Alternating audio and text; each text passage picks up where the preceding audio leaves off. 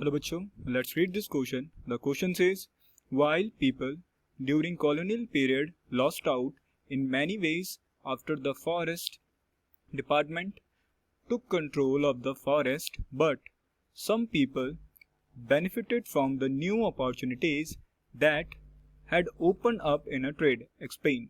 तो क्वेश्चन पूछा है कि जैसे ही कॉलोनियल पीरियड ने जब फॉरेस्ट डिपार्टमेंट बनाया तो उसने क्या करा, पूरे फॉरेस्ट पर कंट्रोल कर लिया। तो उसके बावजूद जितने भी लोग थे, है ना, उनकी जितनी भी नीड्स तो सारी फॉरेस्ट से पूरी हो रही थी, तो वो सारे क्या हो गए, सारे रेस्ट्रिक्शन लग गई सब पर। तो उन्होंने तब उन लोगों ने उनको किस तरीके की नई अपॉर्चुनिटीज मिली जिसकी वजह से वो क्या कर पाए, अपने आप को बेनिफिटेड पहुंचा पाए। तो ये हमें इस क्वेश्चन के अंदर एक्सप्लेन करना है। तो सबसे पहले इस क्वेश्चन का आंसर जानने से पहले हम बात करते हैं अपने की कंसेप्ट की। तो की कंसेप्ट क्या है?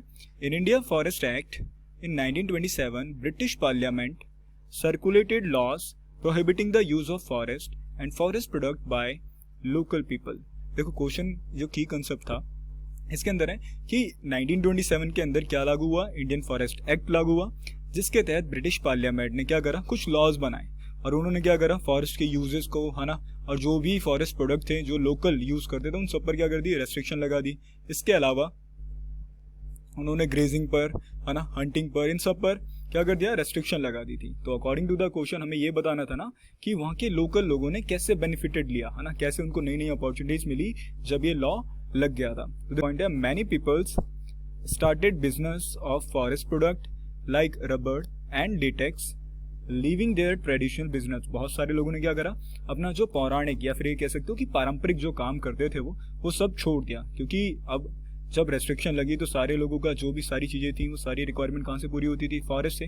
तो अब वो सारी रिक्वायरमेंट पूरी नहीं हो रही थी, तो इसलिए उन्होंने क्या करा, बिजनेस चालू कर दिया, किसका, फॉरेस्ट प्रोडक्ट का, जैसे रबर हो गए, लेटेक्स हो गए, और अपना ट्रेडिशनल बिजनेस छोड़ दिया।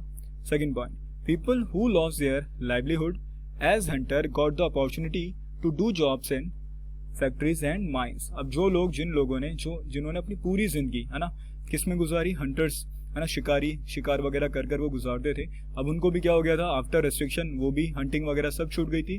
तो उनको अपॉर्चुनिटीज कहाँ मिली, उनको फैक्ट्री वगैरह में, माइंस वगैरह में, है ना, एज अ वर्कर क्या करते थे, वो काम किया करते थे। Third point, opportunity to act as a middleman and supplier in forest product emerged and many of the local took advantage of it। तो जब बहुत सारी रेस्ट्रिक्शन लगी तो जितने भी ये मिडलमैन, एज अ मिडलमैन और सप्लायर बनकर जितने भी ये लोकल लोग थे वो काम करने लगे और वो क्या करते थे, सारे फॉरेस्ट प्रोडक्ट का सप्लाई करने में हेल्प करने लगे थे। और इसी की वजह से जो सबसे ज़्यादा फायदा हुआ था वो किसको हुआ था, लोकल लोगों को, क्योंकि वो एज अ मिडलमैन और एज अ सप्लायर काम कर रहे थे। Fourth point, many workers recruited to work on tea plantation. और बहुत सारे लोगों को कहाँ पर भी रिक्रूट किया गया, तुम्हारा टी प्लांटेशन के अंदर। तो आपको पता लगा कि कैसे जब फॉरेस्ट डिपार्टमेंट ने बहुत सारी रेस्ट्रिक्शन लगाई फॉरेस्ट पर तो कैसे लोगों ने नई अपॉर्चुनिटीज फाइंड आउट करी।